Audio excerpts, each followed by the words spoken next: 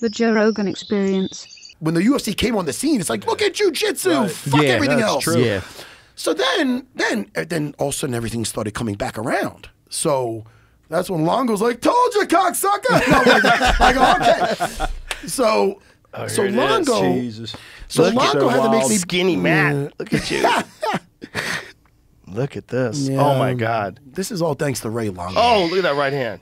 Dude. This was the craziest You thing. had some crazy power, Matt Serra. I'm sure you still do, but you really did then. Thanks, buddy. Dude, look at that. Boom. So nuts. Boom. I mean, it was freaky power. It was one of those things where, like, watching George tap to strikes in this situation. I mean, this was, a wild upset. Had a house full of people. The crazy thing was, you know, again, you were known as the jiu-jitsu champion. Yeah. You were known as one of the best jiu-jitsu guys ever to come out of America. So to see you knocking guys out like that was wild. When I had to fight, thank you, first of all, thanks. When I had to fight Caro Parisian, I took the fight, and I was healthy, but when I first got the call, a couple weeks before that, I had a torn meniscus.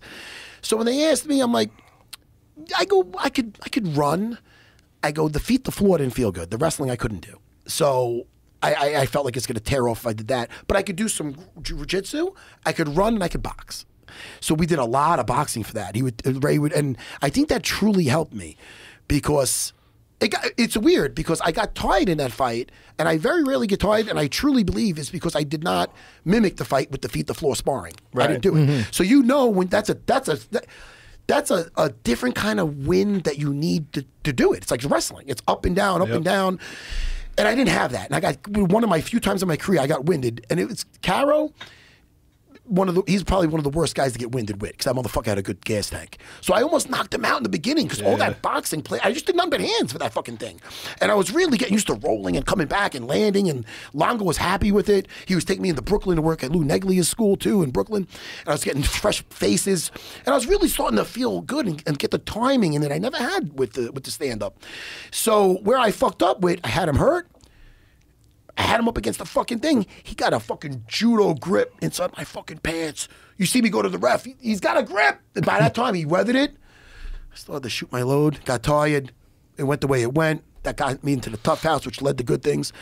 But two things. The one, when I got him hurt, I didn't line that shit up. You know what I'm saying? I was just fucking... Yeah. So when I hurt George, Longo pointed to that. He goes, when you hurt him, manage your distance. Keep your distance, manage, and line it up. And that's what we did.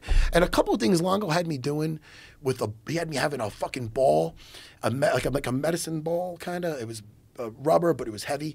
And he would have me just throw it after during the circuit training, even after sparring. 25 times! That's his fucking head! Dude! So I'm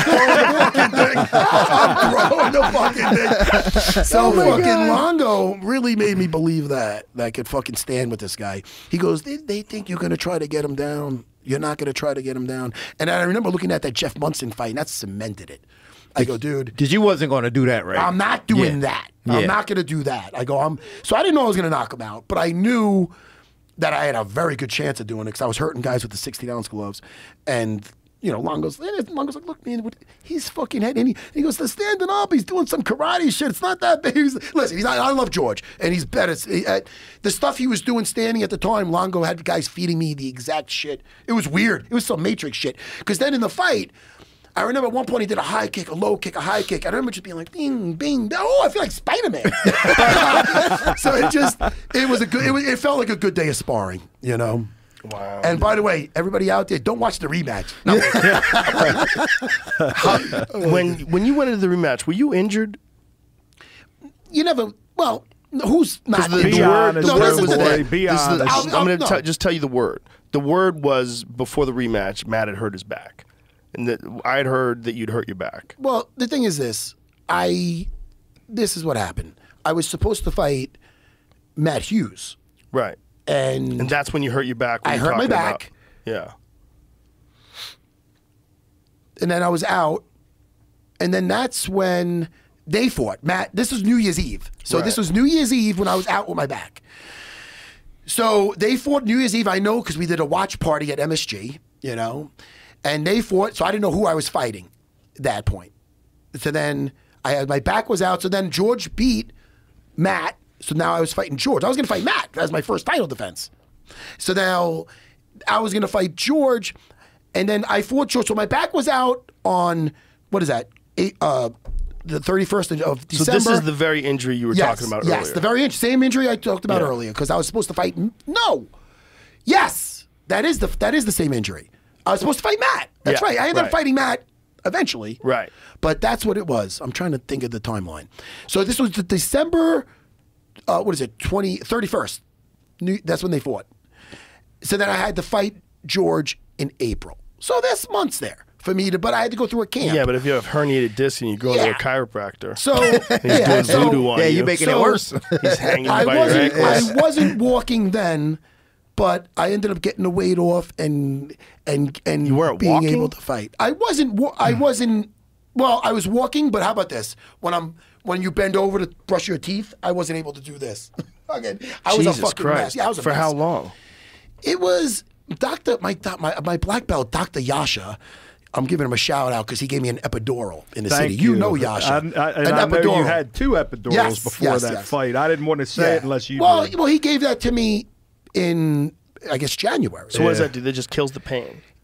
I don't know what it did exactly, but it got me back. Yeah. It got me back to being What does somewhat. that do? An epidural? Yeah, It's just a pain more block. of It's a surgery thing, and though. it does not always work either. You know, It helped me. I was afraid I wasn't coming back, and he got me back.